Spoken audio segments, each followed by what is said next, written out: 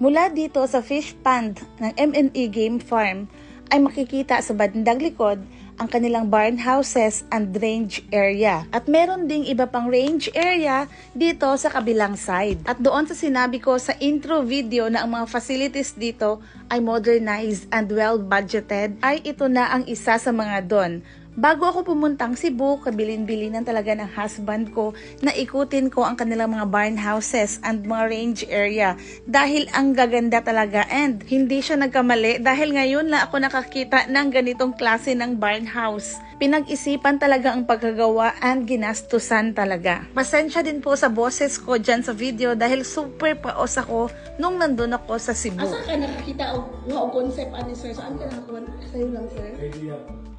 Wow. Kasi before, ganito yung ginagawa namin. Pero plastic lang. Nakatubo plastic. Tapos ito, ano lang, idea ko lang na. Bali dito ilagay sir pag bago pa yung sisiw. Pag bagong umpisa, dyan nilalagay mga 3 days to 7 days siyang may ilaw. Tapos i-open to.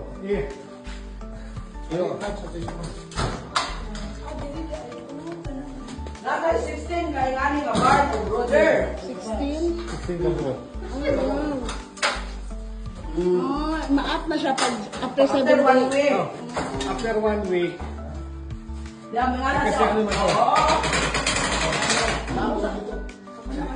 Yung muna, sige, pag may sisiw, baba nyo, pakita. Bats dito muna, bats. Batili, dito muna. Batili. After 1 week, paglihan na natin. Magawa sa mga siya.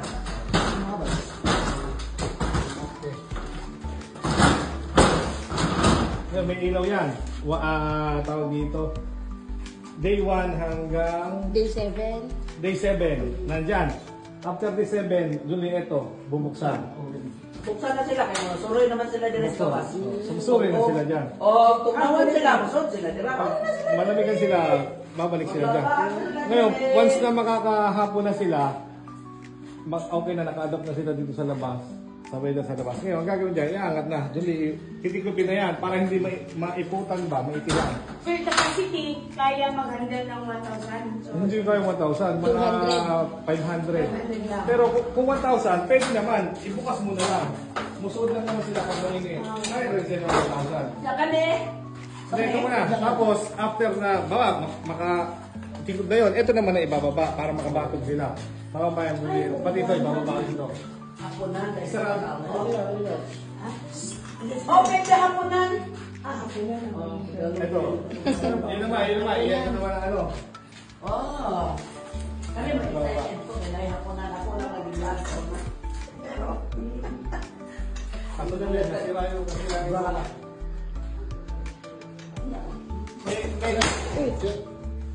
may goma siya. Hindi kasi nakalak dun eh. Battery. Relax na ito lang. Nilalak dito eh. Yan, nakalak dito. Barrel bolt box. May goma siya para yung dibdib hindi magkaroon ng parang hati sa dibdib, parang hindi mag-zigzag. Kasi yung mga is malambot man. uy, Alam mo na namin kung tama ha, purpose. Pero yun ang ano namin, yun ang analyze namin. Tapos, mga pagka 3 weeks, 1 month, ano naman dito. Pupuksan na to. Julie, pakita mo. after 1 month, hindi na. Pwede na sila gawas niya. lalabas para maka-adapt naman sila doon sa weather ng labas, yung ano ba, climate. Pero yan, nakanet yan. Hindi sila hindi sila makakagala talaga ng ano. Siguro mga 2 weeks sila na pupunta dyan sa labas. Babalik dito, labas, balik. Para at least, masanay sila doon sa weather sa labas ba. Hanggang ilang months ang sisiw dito sir? Mga hanggang 1 month to 1 month and a half, depende. Pag ang weather maganda, pwede na natin silang dahan-dahan palabasin. Pero dito lang muna talaga sila. Masanay sila dyan hanggang hahapon sila dito. Tapos, pag naka-adapt na sila, pwede na after 1 month. labas na. Hindi. Oo. Ilano na sila, bubuksan naman yun. Saka to, makalabas na sila lahat. Kasi hanggang dito sa likod.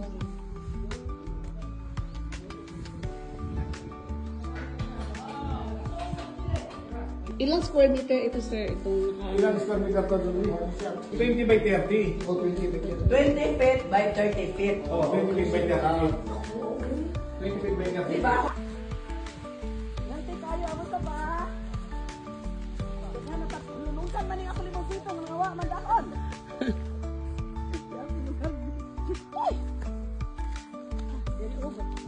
Ada ko gay diri mama, iko manguwa ko gay diri kay ko malupat.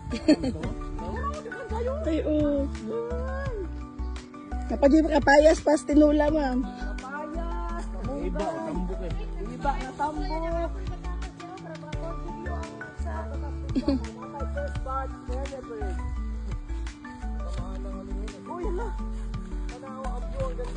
Oo. Welcome to my farm. Hello Philippines and hello world. Welcome to Camarines.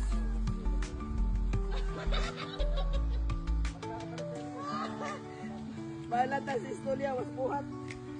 O diba, sobrang enjoy talaga namin. So habang naglalakad tayo, ay ikikwento ko sa inyo kung bakit at kung paano ako nakarating dito sa MNE Game Farm ni Kamaring Yoli dito sa Tabugon, Cebu. Bali yung birthday ko kasi nung September ay nag-greet sa akin si Pare-Pare ng happy birthday. Tapos nag-reply ako sa kanya ng thank you and pwede ba ako makapag-farm tour sa inyong game farm? Tapos nag-comment din ako sa video ni Kamaring na pupunta ako sa Cebu during the Cebu Expo and if pwede ba ako mag-farm tour and mag-interview sa kanila. And luckily, yung common friend namin, si Sis Maylin, si Ma'am Maylin, yung naka-pink, siya ang bridge kasi hindi kami maka-message with each other ni Kamaring kasi puro kami naka-Facebook page. So, sa kanya kami nag-message and na-arrange ang aming pagpunta dito sa kanilang game farm. So, thank you so much, Pare-Pare and Kamaring, for allowing us na ma-farm tour itong napakaganda yung game farm and ma-interview kayo. And thank you so much for the very warm welcome. At nandito na tayo sa kanilang barn house na may sisiw. Bali 16 itong pinagawa nilang barn houses para maka-rest and maka-disinfect bago magamit ulit after sa ilang season. So, dito from here ay matatanaw ulit natin ang napakagandang view ng MNE Game Farm. So, yung sa right side, yan, sa likod niyang breeding house kasi yung malaki, ay mga range area din. And dyan, syempre, ang kanilang cord area. And yan yung bundok, ay kasali pa po yan siya sa kanilang game farm. Bali, sa likod niyang may mga kahoy. Sa likod niyang bundok na yan, ay nakapader pa, kasali sa kanilang game farm. Yes po, ganyan po kalapad lang game farm. At malalaman natin yan sa interview natin kay Kamaring. Ipahuli ko po yung interview namin. Pasukin na natin ang barn house nila na may mga sisiw. October 25 born. Ay, pasok dito sa ano, sir? Okay, Open na ang border. Open na. Okay, tugnawon lang sila, musod sila dyan silahom. Di pa sila pwede mo gawas, Goy? Hindi pa sila pwede lumabas. Siguro after 1 month, buksan na yan dyan para makagala-gala na sila sa labas. Okay.